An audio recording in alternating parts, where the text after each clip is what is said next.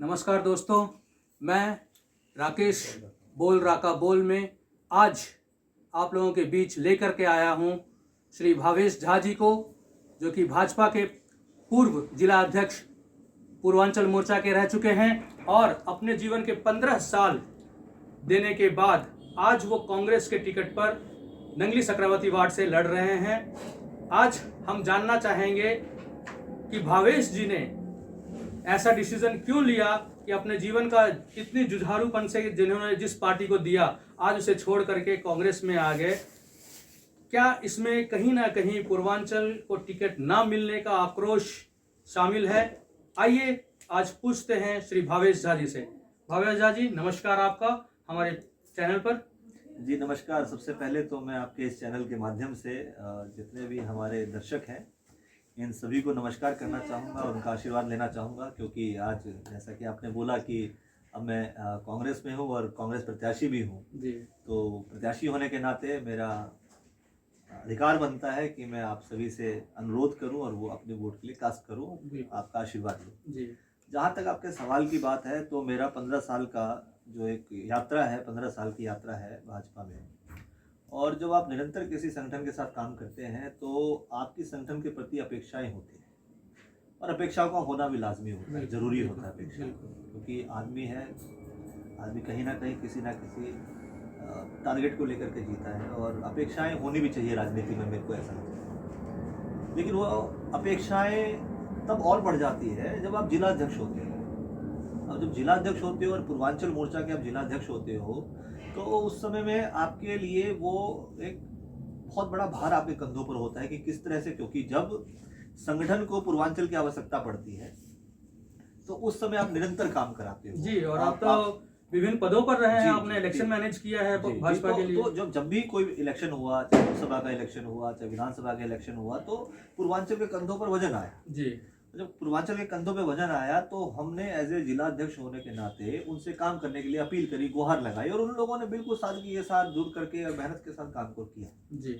अब सवाल उठता है कि जब हमारे लोग पूरे तन्मयता से काम करते हैं और लग करके काम करते हैं तो एक निगम का चुनाव सबसे छोटा चुनाव होता है, तो हमारे लोगों के मन में होता है कि हम लोगों को भी मौका मिले। बिल्कुल बिल्कुल। और मैं बड़ा आश्चर्यचकित था जब मैंने इस बार का टिकट वितरण देखा तो मैंने क्या पाया कि पूरे जिले के अंदर हमारा 27 वार्ड का जिला था, बाद में अभी परिसीमन में 23 वार्ड का जिला हो गया। तो जब 23 वार्ड का जिला हुआ तो उस 23 वार्ड में से आप अनुमान लगाइए कि कितना सीट जो है वो भाजपा ने दिया होगा, क्योंकि आप ये मान लीजिए कि अगर जनसंख्या के हिसाब से देखा जाए तो yes we are more than 60% और 65% इन दिल्ली और स्पेशली इन नजफगढ़ तो we are 75 तो, हाँ, तो आप मान लीजिए कि हम इतने तो हैं, तो उस रेशियो में अगर हम बात करें तो आपको क्या लगता है कितना टिकट हमको मिला होगा? पूरे जिले के अंदर भाजपा ने 3 सीट दिया है। और मेरे ख्याल से मैंने अभी एक बीजेपी के एक नेता से बात किया था तो पूरे दिल्ली में मेरे को लगता है कि उन्होंने 4 या 5 सीट दिया है। और मैं बात बताना चाहूंगा आपको, ये तो बात हो गई नजफगढ़ जिले की। अपने लोकसभा के अंदर में 2 जिले आते हैं भाजपा के दृष्टिकोण से, एक नजफगढ़ जिला और एक पश्चिमी जिला जी।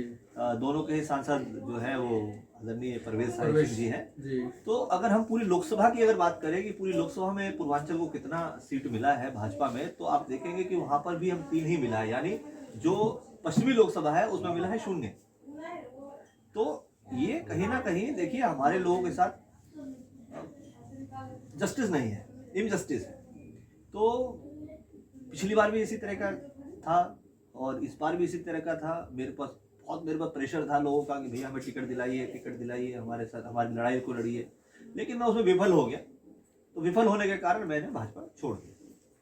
तो आपको क्या लगता है कि इसमें जो पदाधिकारी हैं उनकी कुछ कमी रही, या जो पब्लिक रिप्रेजेंटेटिव्स हैं जैसे कि एमएलए और सांसद, इनका कुछ रोल रहा है इसमें टिकट वितरण में?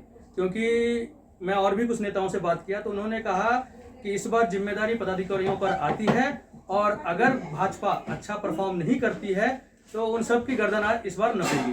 तो आप किसे जिम्मेदार मानते हैं? देखिए, अभी आप प्रोसीजर को समझिए कि भाजपा में टिकट का प्रोसीजर क्या है जी।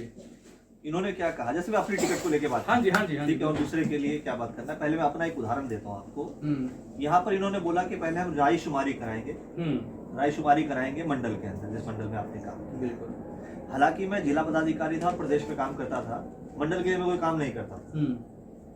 जब मैं मंडल के लिए काम नहीं करता था तो हो सकता है कि मंडल में जो लोग बैठे हुए हैं उनका मेरे से अच्छे संबंध ना हो, मंडल देश के मेरे से अच्छे संबंध ना हो, क्योंकि मैं मंडल में के काम ही नहीं कर रहा हूँ, मैं तो जिले और प्रदेश के काम कर रहा हूँ। बिल्कुल। लेकिन उसके बावजूद भी जब रायशुमारी होती है तो रायशुमारी में 20 लोगों में से 12 लोग हमारा नाम लेते हैं, रायशुमारी में हम जाते हैं।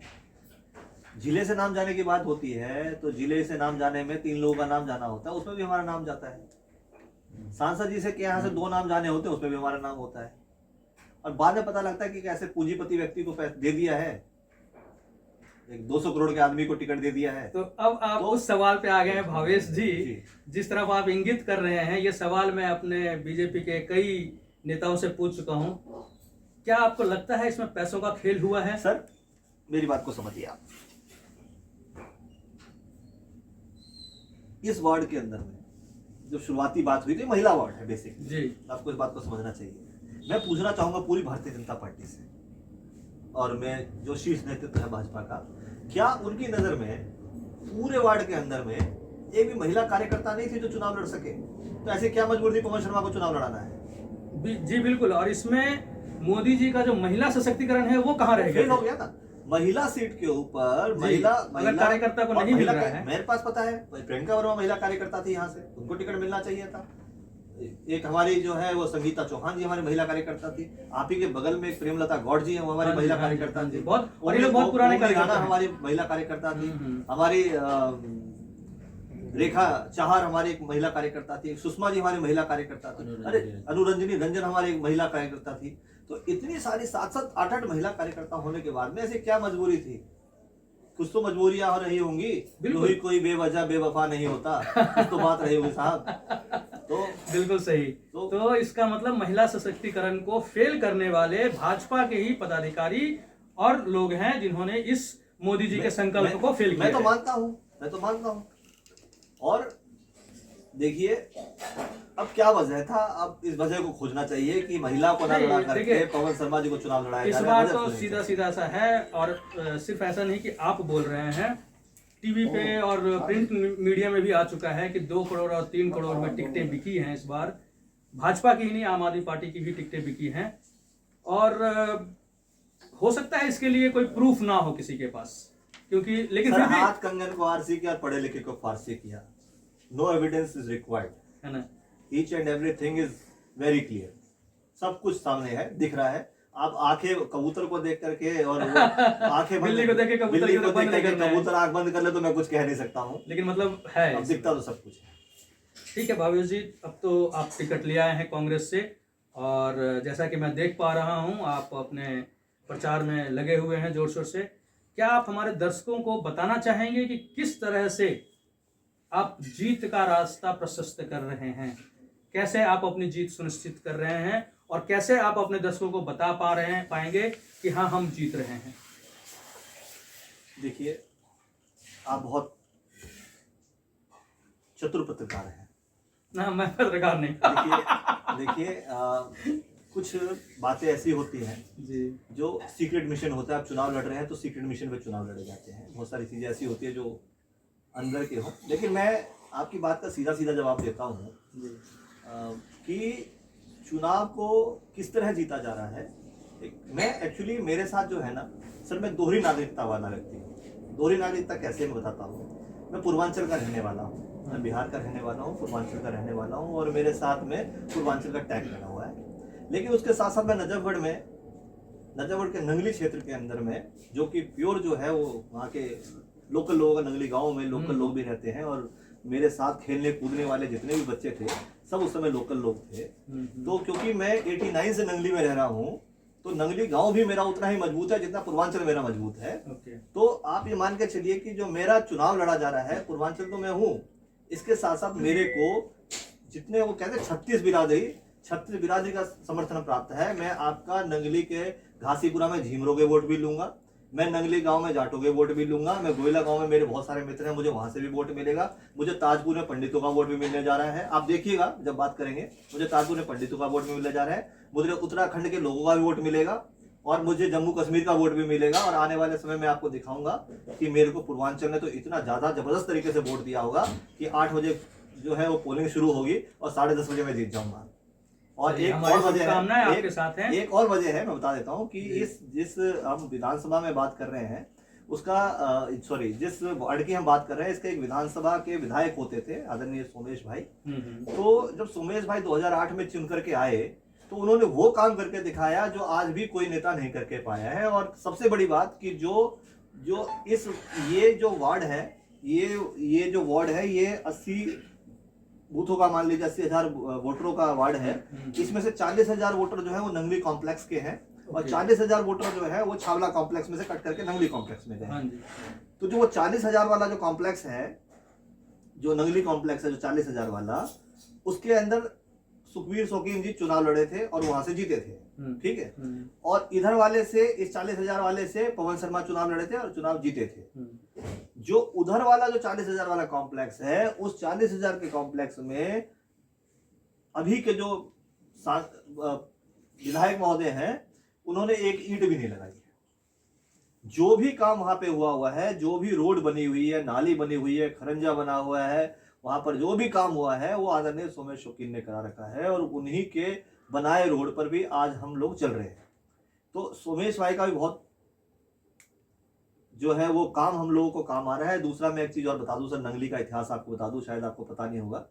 नंगली का इतिहास है साहब कि सबसे पहले जब नंगली वार्ड बन करके आया तो वहां से राजबीर डबास ने चुनाव लड़ा था, शैलेंद्र पांडे जी ने चुनाव लड़ा था और 1-2 और लोग थे, और उस चुनाव को 5,000 के मार्जिन से जो है वो कांग्रेस ने जीता था। उसके बाद हमारे एक मित्र, हम लोगों के मित्र हैं और अच्छे नेता हैं हमारे, वो चुनाव लड़ने आए 2012 में।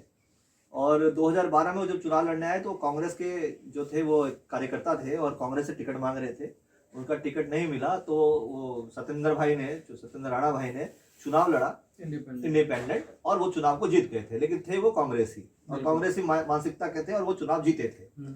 उसके बाद में जब वो चुनाव हारते हैं तो उसके बाद में यहाँ पर चुनाव कौन जीता है? यहाँ पर चुनाव जीता है संतोष सुखबीर शौकीन ने, वो भी कांग्रेसी थे। यानी आज तक के इतिहास में दूसरी कोई पार्टी नंगली को जीती ही नहीं है। मैं आपको विश्वास दिला रहा हूँ, आप मेरी बात को याद रखिएगा कि इस बार भी भाजपा और आम आदमी पार्टी गोला लेकर के आएगी और 9:30 से 10 बजे के बीच में हम लोग चुनाव जीतेंगे।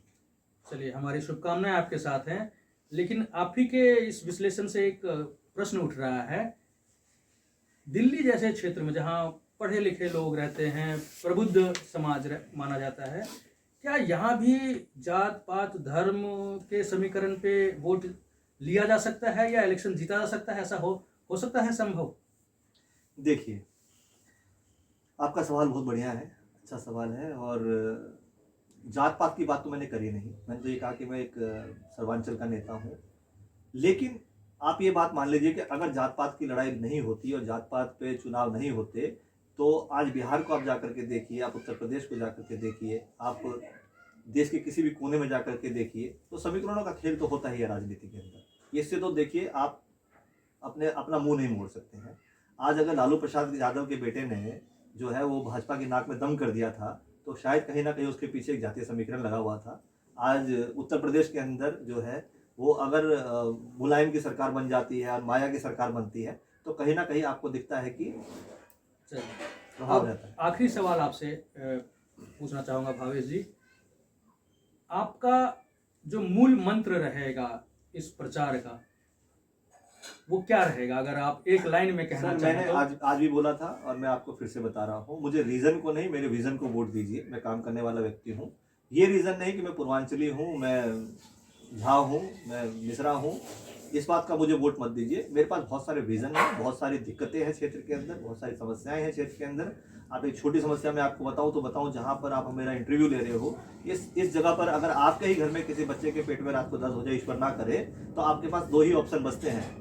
या आप पूंजीपति व्यक्ति हो तो यहाँ से भागे जाओगे, 25-50 हज़ार रुपये किसी प्राइवेट हॉस्पिटल को दोगे और वहाँ जा करके आप उसका इलाज करा करके ले आओगे। और अगर आप पूंजीपति व्यक्ति नहीं हो, आपके पास साधन नहीं है, तो पूरी रात बैठ करके बच्चे का सुबह होने का इंतजार करोगे। आपके पास कोई सरकारी मुहैया कोई सामान, यहाँ पर कोई भी व्यवस्था नहीं है। अगर हम जीत करके आते हैं तो सबसे पहले हमारा काम होगा कि इस तरह की कॉलोनियों में एक डिस्पेंसरी बनाना, और डिस्पेंसरी जो सुबह 7 बजे से लेकर के 8 बजे से लेकर के शाम को 7 बजे तक चलेगी।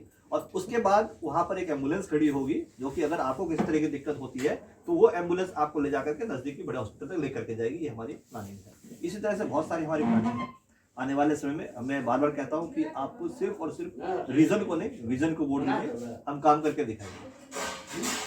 चलिए भावेश जी, हमारी शुभकामनाएं आपके साथ हैं।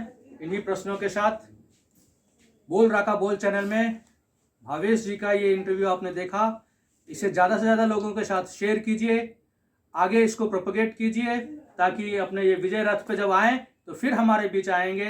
इन्हीं शुभकामनाओं के साथ जय हिंद, जय भारत, नमस्कार।